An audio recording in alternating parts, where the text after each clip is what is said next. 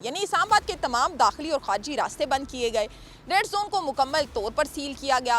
मुख्तलिफ जगहों के ऊपर जो है वो कंटेनर्स लगाकर रास्ते बंद किए गए। फैज़ाबाद पर कंटेनर्स लगाए गए, ईरान एवेन्यू के ऊपर कंटेनर्स लगाकर रास्ते बंद किए गए। साथ ही साथ एक्सप्रेस वे के ऊपर मुख्तलिफ जगहों के ऊपर जो है वो कंटेनर्स लगाकर रास्ते बंद किए गए।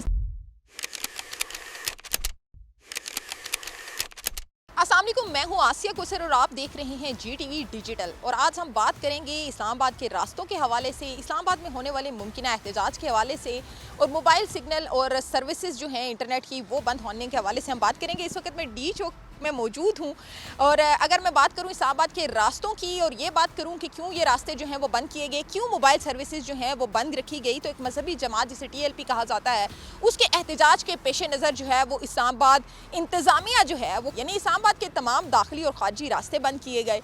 रेड जोन को मुकम्मल तौर पर सील किया गया। मुख्तलिफ जगहों के ऊपर जो है वो कंटेनर्स लगाकर रास्ते बंद किए गए। फैज़ाबाद पर कंटेनर्स लगाए गए, ईरान एवेन्यू के ऊपर कंटेनर्स लगाकर रास्ते बंद किए गए। साथ ही साथ एक्सप्रेस वे के ऊपर मुख्तलिफ जगहों के ऊपर जो है वो कंटेनर्स लगाकर रास्ते बंद किए गए। इस्लामाबाद के एंट्री पॉइंट जो दीगर हैं जैसे कश्मीर हाईवे जिसे श्रीनगर हाईवे कहा जाता है वो भी बंद किया गया। और रेड जोन में दाखिल होने वाले तमाम दाखिली रास्ते बंद किए गए। इस वक्त मैं डी चौक पर मौजूद हूँ और मेरे कैमरामैन आपको दिखाएंगे कि एक मजहबी जमात के एहतजाज के पेश नज़र रेड जोन को किस तरह से सील किया गया है कि यहाँ पर बड़े बड़े कंटेनर्स लगाए गए हैं और साथ ही इन कंटेनर्स के आगे आप देख सकते हैं कि मिट्टी के ढेर लगाए गए हैं।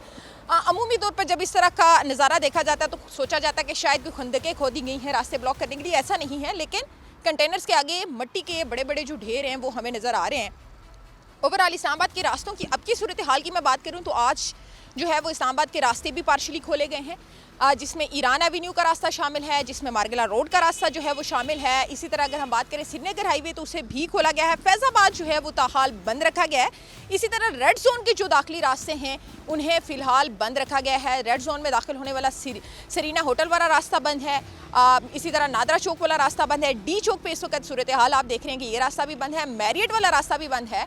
अलबत्ता मार्गला रोड से पार्शली रास्ता खोलकर आमदोरफ्त का जो है वो सिलसिला जारी रखे हुए हैं कि शहरियों ने अगर अंदर जाना है। इस दौरान जो बरी इमाम की तरफ जो रिहायशी हैं उन्हें एक बड़ा तवीज़ सफ़र तय करना पड़ता है बरी इमाम पहुंचने के लिए, क्योंकि रेड जोन से गुजर कर जो रास्ता है वो बरी इमाम की तरफ से जाता है। और अगर हम दूसरे रास्ते की बात करें तो एक लंबा चौड़ा सफ़र जो है वो शहरियों को तय करना पड़ता है। गुज़िश्ता 2 दिन से इस्लामाबाद के अंदर जो है वो मोबाइल इंटरनेट सर्विस जो है वो बंद रखी गई थी और इवन मोबाइल GSM कॉल्स जो हैं वो भी बंद रखी गई थी, जिसे आज जो है वो खोल दिया गया है। अब भी इस्लामाबाद के कुछ जगहों के ऊपर जो है वो इंटरनेट सर्विसेज उस तरह से बहाल नहीं है, लेकिन ओवरऑल अगर हम इस्लामाबाद की बात करें तो रास्ते जो हैं वो इस्लामाबाद के पार्शली रास्ते खोले गए हैं और मोबाइल इंटरनेट सर्विस जो है वो बहाल कर दी गई है। अगर हम दीगर शहरों के रास्तों की बात करें तो मोटरवेज़ को जो है वो अभी ताहाल खोला गया है, लेकिन अभी सूरत हाल के ऊपर डिपेंड करता है कि आया ये रास्ते मुकम्मल तौर पर खोले जाएंगे या इन्हें एक दफ़ा फिर से बंद किया जाएगा। क्योंकि जहाँ जहाँ भी हम देख रहे हैं कि रास्ते खोले गए वहाँ से कंटेनर्स नहीं हटाए गए, कंटेनर्स अपनी जगह पर जो है वो बरकरार हैं। इस वक्त डी चौक के ऊपर हम मौजूद हैं। एक दफ़ा फिर से मेरे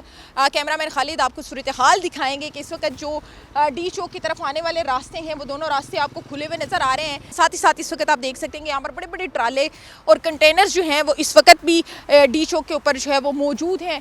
मिट्टी यहाँ पर जो है मिट्टी के ढेर लगाए गए हैं और ये इस वक्त डी चौक की सूरत हाल है। इस्लामाबाद के मुख्तलिफ रास्तों की भी तकरीबन यही सूरत हाल है। डी चौक के ऊपर इस्लामाबाद पुलिस की नफरी जो है वो तैनात है।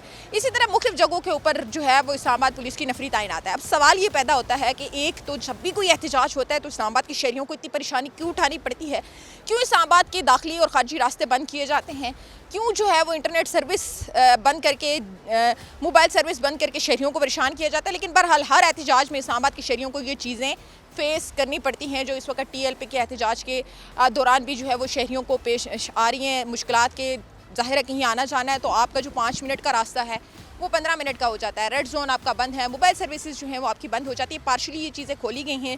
साथ ही साथ इस्लामाबाद पुलिस की 500 की नफरी एक दफ़ा फिर से जो है वो आउट स्टेशन रवाना कर दी गई। अब की बार जो है वो उन्हें लाहौर भेजा गया। तो इससे जो है वो ओवरऑल हम अगर इस्लामाबाद में क्राइम की सूरत हाल के ऊपर बात करें तो यकीनी तौर पर जब आपके पास नफरी कम होती है, आपकी पेट्रोलिंग जो है वो कम हो जाती है, आपके थानों के अंदर नफरी कम हो जाती है, तो दूसरी तरफ जो है हमें इस्लामाबाद के शहरियों को जराइम पेशा अफराद का सामना भी जो है वो करना पड़ता है। उसकी रीज़न यह है कि चूँकि प्रॉपर इस्लामाबाद के अंदर जो है वो नफरी मौजूद नहीं रहती। ऑपरेशन डिवीज़न की बड़ी तादाद में इस सफ़र फ्री जो है वो लाहौर भेजी गई है।